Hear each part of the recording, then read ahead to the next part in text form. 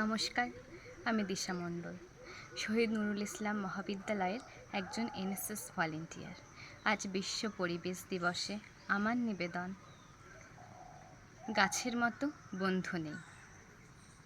বাচ্চাটা আজ স্কুল থেকে জেনে এসেছে, একটি গাছ একটি প্রাণ। গাছ আমাদের কত কি দেয়, অক্সিজেন, ফুল, ফল, ছায়া।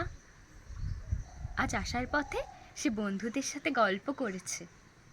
সে রোজ তাদের উঠোনের আম গাছটার নিচে খেলা করে। বাড়ি এসে ছেলেটি দেখল তাদের উঠোন ফাঁকা। কোথায় গেল সেই আম গাছ?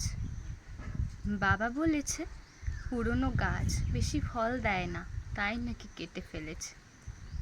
কিন্তু ছেলেটির মন খারাপ হলো বড়। গাছের মতো বন্ধু কি কেউ আছে?